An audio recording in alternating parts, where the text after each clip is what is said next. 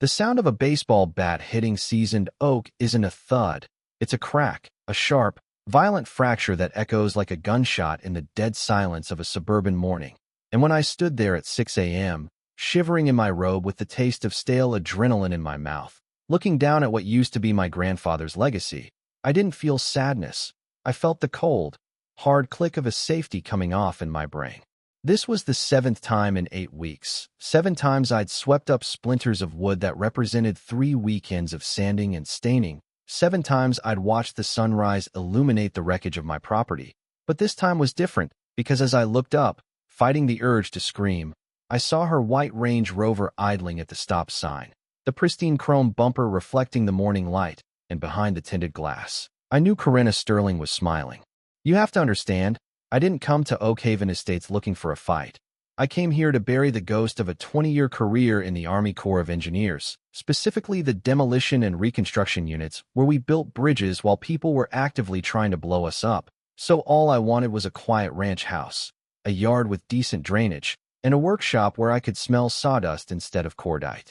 The brochure promised a serene community of like-minded professionals. But what they didn't mention was that Oak Haven was actually a feudal kingdom run by a homeowners association that operated less like a neighborhood committee and more like a shadow government. And sitting on the Iron Throne was Corinna, a real estate mogul with hair sprayed into a helmet of blonde invincibility and a soul made of ledger paper. It started innocently enough, or at least that's what I told myself, on a Tuesday afternoon when I was installing the mailbox, a replica of the one my pop built in '68, solid timber with hand-carved eaves, a piece of art really, when I heard the click-clack of heels on pavement that sounded suspiciously like a countdown timer. Excuse me.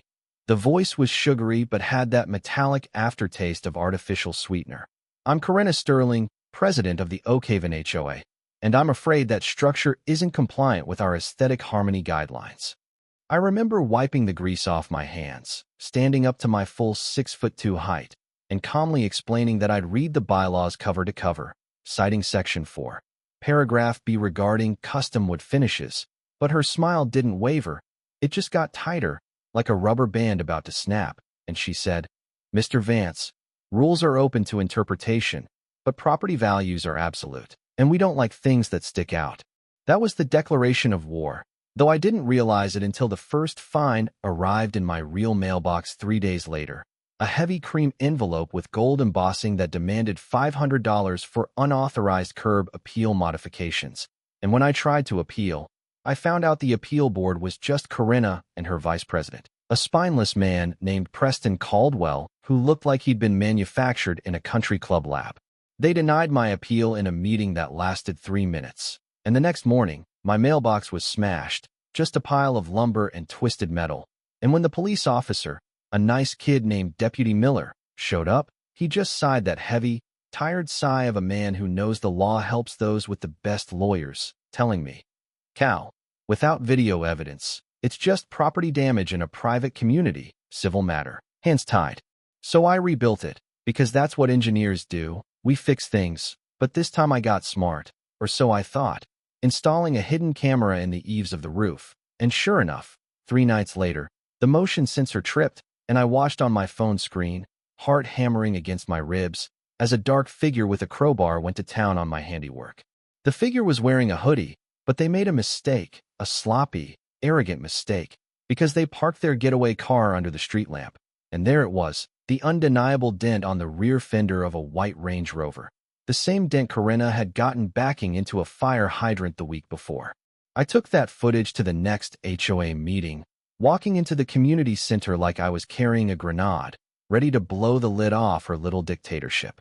The room was packed, 50 terrified residents sitting on folding chairs, the air thick with the smell of floor wax and fear, and I stood up, interrupting Corinna's monologue about the dangers of unapproved garden gnomes, and I projected the video onto the wall, expecting gasps, expecting outrage. But what I got was silence, a heavy, suffocating silence that told me I was vastly underestimating the enemy. Corinna didn't even blink. She just smoothed her skirt and said, "Mr. Vance, deepfake technology is very advanced these days, and accusing a community leader of vandalism is slander, which, per our bylaws, carries a fine of $1,000 and potential lien foreclosure. The room turned on me, not because they didn't believe me, but because they were terrified of her, except for two people, an elderly woman in the back named Martha Higgins, who looked like a sweet grandmother but had eyes like a hawk, and a nervous-looking guy in a tech hoodie named Liam Chun.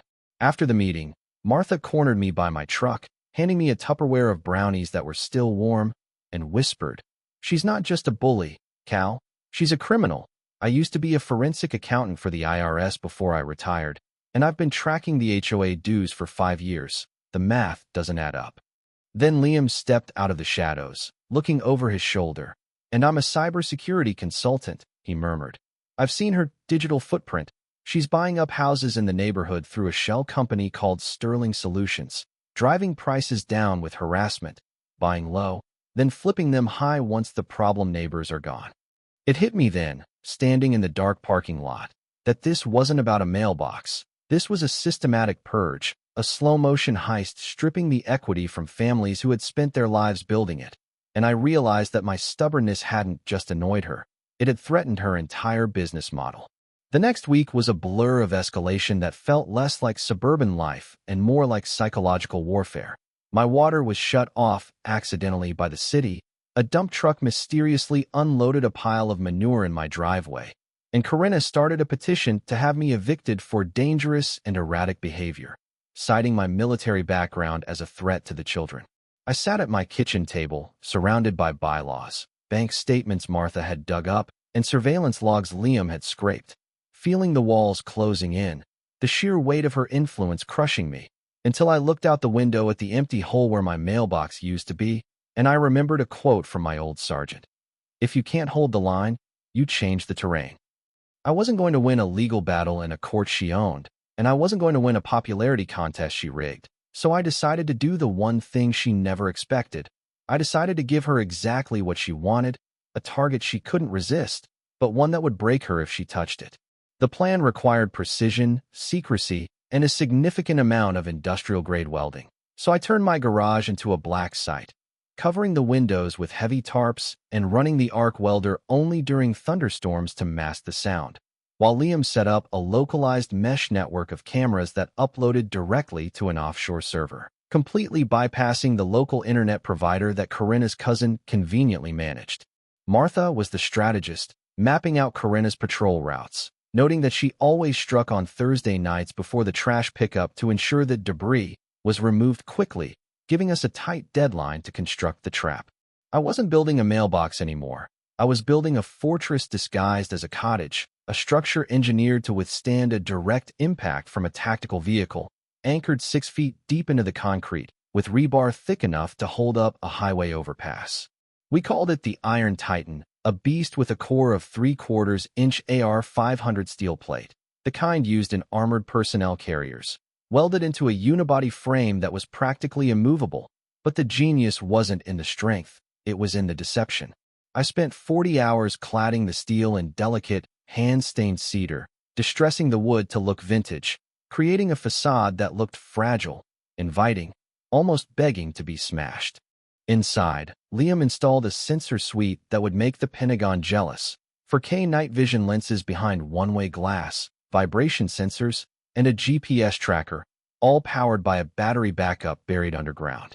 But Corinna wasn't stupid. She sensed resistance, so she escalated the timeline. On Wednesday, I was served with a temporary restraining order, signed by Judge Harrigan, a man who played golf with Preston Caldwell every Sunday, barring me from interfering with HOA maintenance operations. This was her checkmate move, or so she thought. She was classifying the destruction of my property as maintenance, giving herself legal cover to bring in heavy equipment to remove the non-compliant structure. I read the order, feeling the blood pound in my ears, realizing she wasn't coming with a baseball bat this time. She was coming with a crew, and if I stepped out of my front door to stop them, I'd be the one in handcuffs. "Let her come," Martha said, sipping tea in my kitchen while reviewing the embezzlement spreadsheet she'd compiled. "She's gotten sloppy, Cal. She's used Sterling Solutions funds to pay for the maintenance crews, which means she's crossing state lines with fraudulent wire transfers. That's federal." We reached out to a contact I had from my service days, Special Agent Rodriguez, A woman who had zero patience for corruption and even less for bullies. And when she saw Martha's dossier and Liam's digital trail, her eyes lit up like she'd just been handed a Christmas present wrapped in felony indictments.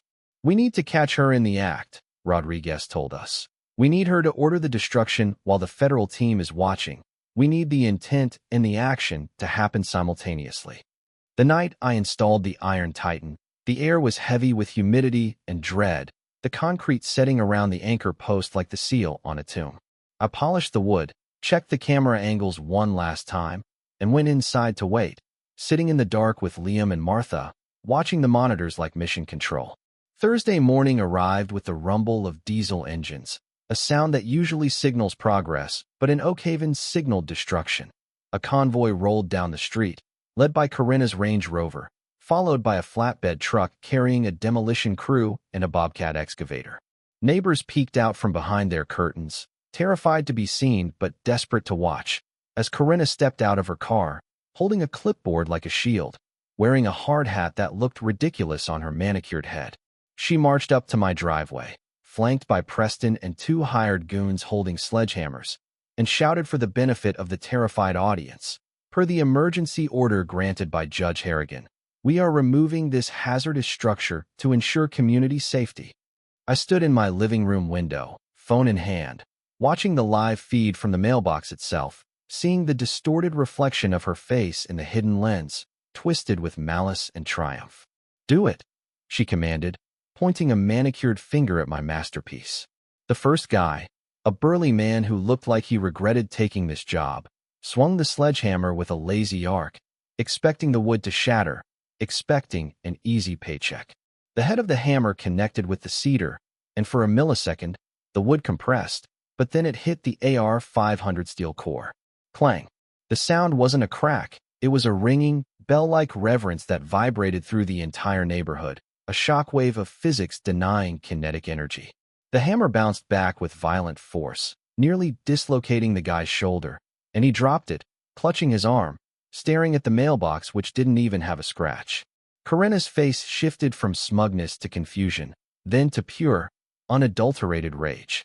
"Use the excavator," she shrieked, her voice cracking. "Tear it out of the ground." The operator revved the Bobcat, the hydraulic arm raising, the metal bucket gleaming with menace, and as he drove it forward, aiming to rip my grandfather's legacy out by the roots, I pressed the call button on my phone.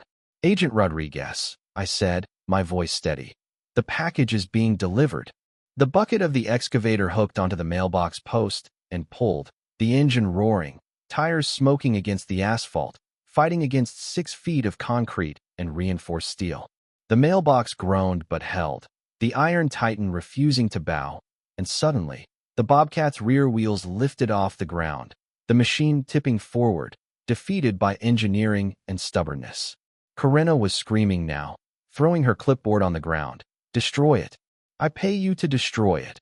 Completely unaware that the sirens wailing in the distance weren't coming to save her. They were coming to end her. The visual of 5 unmarked black SUVs swarming the cul-de-sac is something I will cherish for the rest of my life. A perfectly choreographed ballet of justice that made the hair on my arms stand up. Special Agent Rodriguez was out of the lead vehicle before it even fully stopped, her badge gleaming in the sun, flanked by a tactical team that made Corinna's hired goons look like toddlers playing dress-up.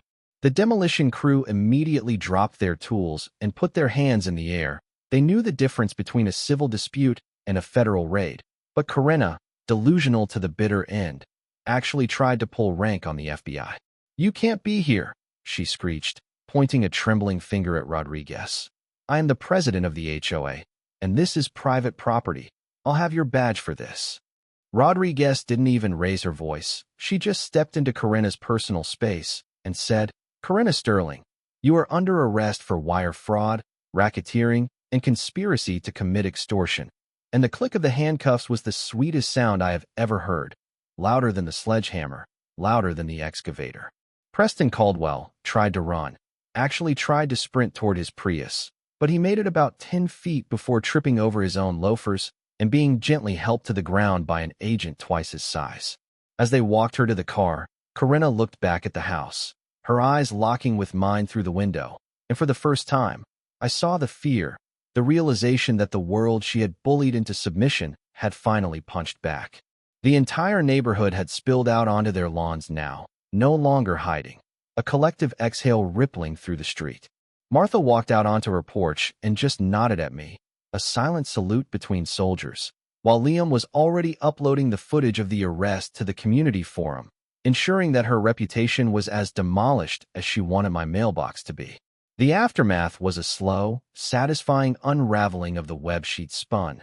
The investigation revealed that Corinna and Preston had embezzled nearly $500,000 from the reserve fund, funneling it into Sterling Solutions to fund their real estate flips. Judge Harrigan quietly retired 2 weeks later under health concerns that looked a lot like an impending Judicial Review Board inquiry. But the most surprising thing wasn't the legal victory, it was what happened to the neighborhood. With the tyrant gone, the fear evaporated. People started talking to each other again. Really talking, not just polite waves. We held a special election, and Martha was voted in as the new treasurer, bringing her forensic accounting skills to clean up the mess, and somehow, despite my protests, I was voted in as the new president. My first act? Abolishing the aesthetic committee and turning the strict, approved paint colors list into a suggestion guide. 6 months later, I stood in my driveway, leaning against the Iron Titan, which still bore the faint scuff mark from the sledgehammer, a battle scar I refused to paint over. A real estate agent drove by, slowing down to look at the house next door, and I waved. He waved back. The property values in Oak Haven hadn't tanked like Corinna threatened. They had skyrocketed by 18%, because it turns out, people actually want to live in a neighborhood where they aren't being stalked by a sociopath in a Range Rover. Freedom, it seems, carries a premium. We used the recovered funds from the seized assets of Sterling Solutions to start a scholarship fund for trades education, naming it after the only casualty of the war, my original wooden mailbox. Liam even 3D printed a little plaque for the Iron Titan that reads, "Built to last, born to break tyrants." But standing there, watching the sun dip below the tree line, I couldn't help but ask myself the hard question, the one that keeps you up at night even after you've won. Was it right? I baited her. I engineered a situation where she would commit a felony. I weaponized her own greed and anger against her. Does fighting a monster require you to sharpen your own claws until you look a little bit like them? I destroyed her life, prison time, bankruptcy, public humiliation, over a mailbox. Sure, she was a criminal, but I was the one who set the trap. I looked at the steel post, cold and unyielding under my hand. Maybe justice isn't always clean. Maybe sometimes you have to be the wall that the storm breaks against, even if it means getting your hands dirty in the mud. I don't know if I'm a hero or just a guy who really, really hates being told what to do. But I do know one thing. Nobody has touched my mail in 6 months. What do you guys think? Did I go too far with the federal sting, or was this exactly what she deserved? Let me know in the comments. And don't forget to subscribe for more stories from the trenches of suburbia. Stay free, everyone.